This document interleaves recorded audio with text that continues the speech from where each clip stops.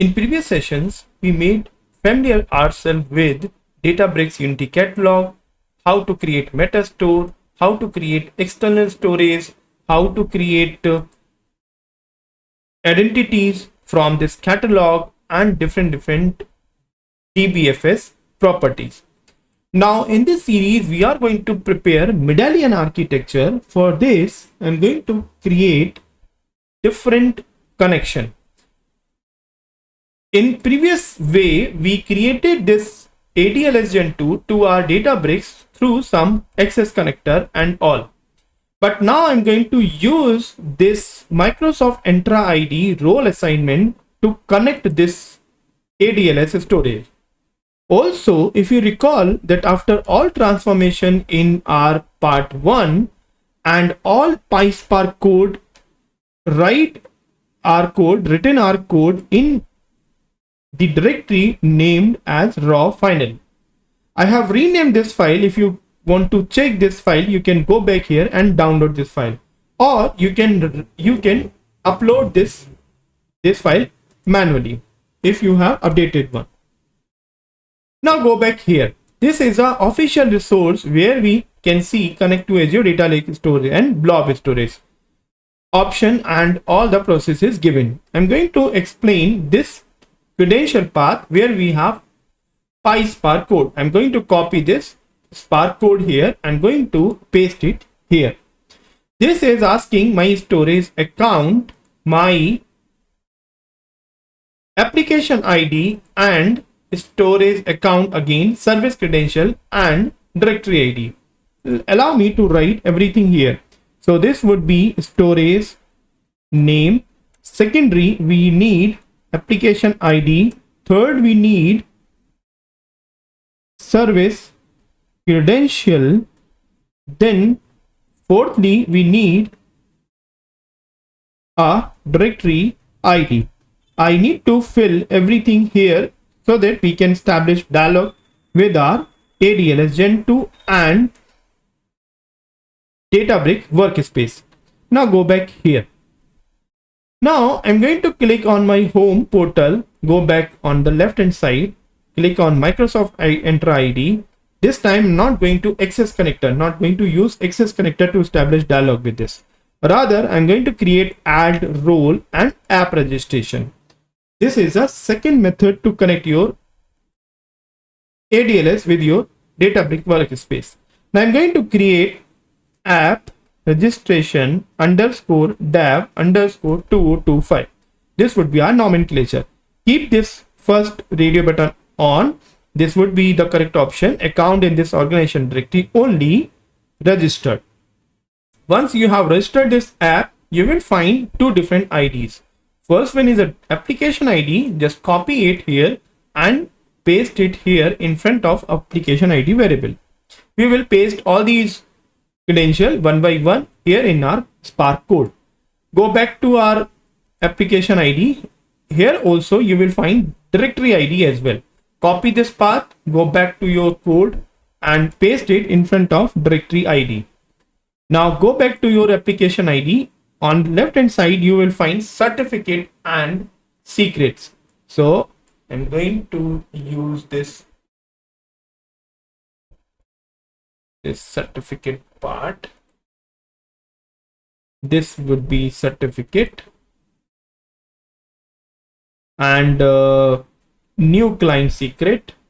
Give this secret name, let's say secret underscore dev underscore 2025. Then add here. Once you have added, you will find this value. This is your actually secret value. Now go back here and paste it here, service credential. Now I'm going to copy this part, storage account. Inside this storage account, this is my storage name. Copy this one and paste it here. That's it. We have all these. But the question arises, how this app will know that which database or which storage account need to be accessed or need to give in this certificate and create secrets, or through this key the certain app is authorized to access that part. So we have not connected that part. For this, we will be visiting this storage account. On left hand side, access control IAM is there. Click on add. Click on add role assignment as we did in access connector. Search for the same blob storage data contributor. Storage blob data contributor allows for read, write, and delete access to our container and data. Click on next. This time I'm going to click user group and service principal because this is our service principal, not our managed identity. This was managed identity was capable when we were using access connector. Now I'm going to select member, search for app. So I'm going to select this app. You can find this app registration. Dev 2025 is there, which we created just now. I'm going to select this one, review and assign. Now this is having access to your storage account. This storage account have assigned this role assignment. Now I'm going to replace everything here. So just copy. For this connectivity, I have created this cluster which was already enabled. Now go back here. Now you can connect this cluster here with this name, and you can copy this entire code which I replaced all credential here and just reload this page here. Now this cluster has been attached to this credential path. Now if I want to give some certain values, so I will have to give that path also. Okay, so how would I give that path?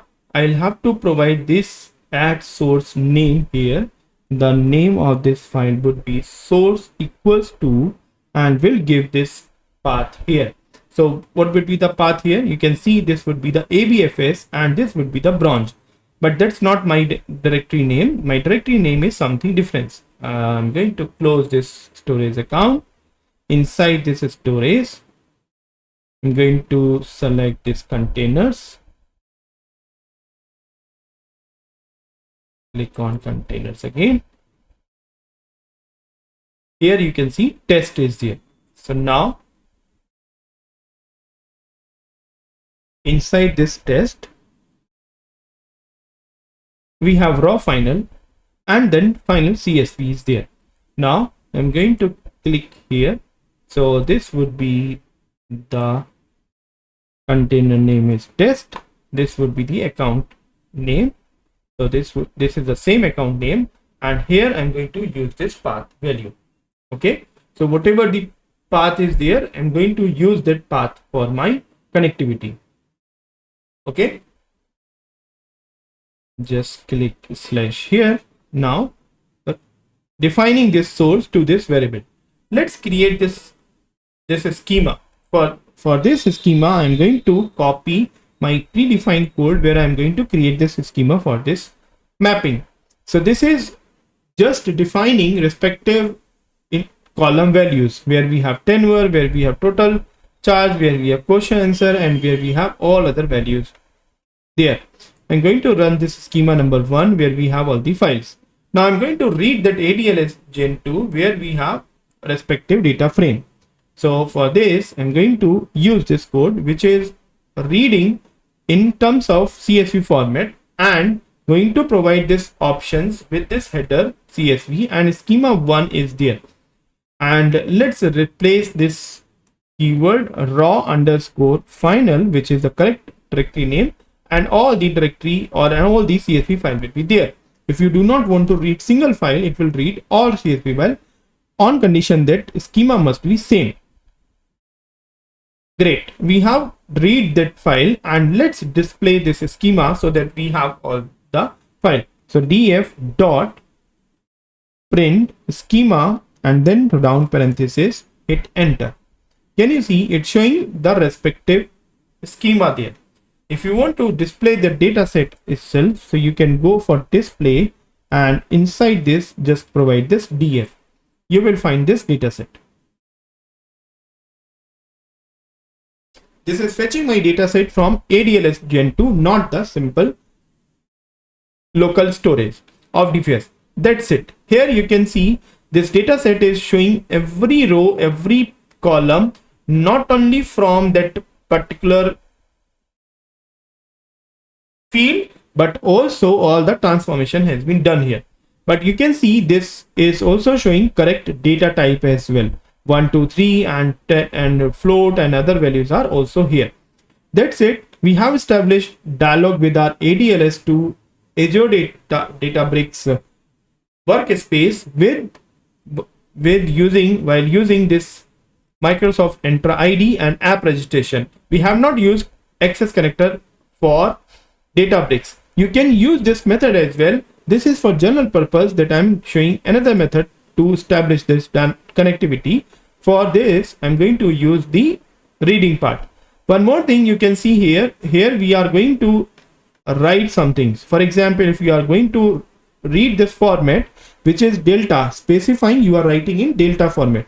If you are going to use mod while you are writing this file in and anywhere, you will be using replace that file if it existing, or you can use append if you want to add data without deleting. Save as table, we are going to write this table to our manage tables. Okay, so what I'll do, I'm going to write this data set using all these format, mode and save as table. But before this, we will have to look at some catalog and respective schema, whether we have proper schema and catalog or not. So I'm going to pause this video, and in next video I'm going to demonstrate that code part again. Thank you.